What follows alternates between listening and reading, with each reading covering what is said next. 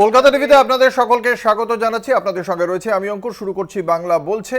এই মুহূর্তের যে বিষয় নিয়ে আজকে সারা দিনভর ধরে আলোচনা চলছে, শুক্রবার মধ্যরাতে বা শনিবার ভোররাতেও বলা যায় পূর্ব মেদিনীপুরের ভূপতি নগরে কেন্দ্রীয় তদন্তকারী সংস্থা ন্যাশনাল ইনভেস্টিগেশন এজেন্সির একটি টিম যায় তদন্তের জন্য, এবং সেক্ষেত্রে 2022 সালে ভূপতি নগরের ডিসেম্বর মাসে যে বিস্ফোরণের ঘটনা ঘটেছিল তারই তদন্তে যায় এনআইএর আধিকারিকরা। সেখানে গিয়ে এনআইএর পক্ষ থেকে অভিযোগ করা হয় যে তারা যে দুজন ব্যক্তিকে গ্রেপ্তার করেছেন তাদের গ্রেপ্তার করতে গিয়ে বাধা পান তারা, তাদের ওপর হামলা করা হয়, তাদের গাড়ির কাঁচ ভেঙে যায়।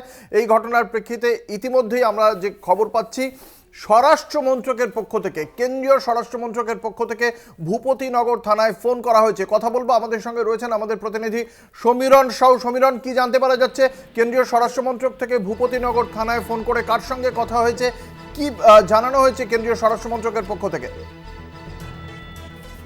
আমরা যেটা সূত্র মারফত জানতে পারছি যে স্বরাষ্ট্র মন্ত্রক থেকে ভূপতিনগর থানায় ফোন করা হয়েছে এবং ভূপতিনগর থানায় ফোন করে সেখানে যে পুরো ঘটনাটি ঘটেছে, সকাল থেকে কি ঘটনা ঘটেছে পুরো ঘটনাটা রিপোর্ট তারা তলব করেছে।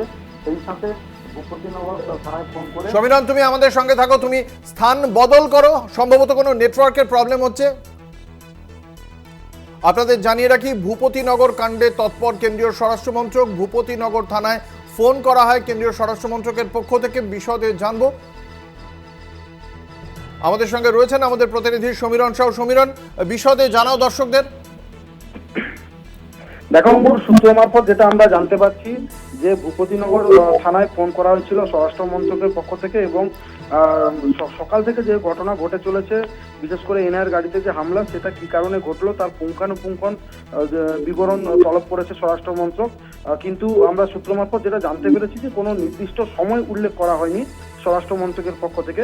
তবে পুলিশকে বলা হয়েছে যে বাড়তি নজরদারি চালাতে এবং টোটাল যে ঘটনাটি ঘটেছে সেই ঘটনার উপর নজরদারি চালাতেও নির্দেশ দেওয়া হয়েছে স্বরাষ্ট্র মন্ত্রক থেকে। আমরা আপাতত এটাই জানতে পেরেছি।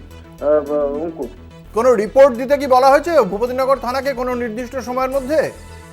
কোনো নির্দিষ্ট সময়ের কথা বলা হয়নি, কিন্তু রিপোর্ট তলব করেছে কি কারণে ভাঙচুর হলো বা টোটাল সমস্ত পুরো ঘটনাটা কি ঘটেছে পুঙ্খানুপুঙ্খানু বিবরণ দিয়েছে স্বরাষ্ট্র মন্ত্রক, এমনটাই আমরা জানতে পেরেছি। ধন্যবাদ। আমাদের সঙ্গে ছিলেন আমাদের প্রতিনিধি সমীরণ সাউ। আপনাদের জানিয়ে রাখি যে আজকে এই ঘটনার প্রেক্ষিতেই কিন্তু মুখ খুলেছেন মুখ্যমন্ত্রী। তিনি যখন আজকে উত্তরবঙ্গে গিয়েছিলেন লোকসভা নির্বাচনের প্রচারে, এবং সেই প্রচারে গিয়েই ভূপতিনগরে ন্যাশনাল ইনভেস্টিগেশন এজেন্সির যে এই যে তদন্ত প্রক্রিয়া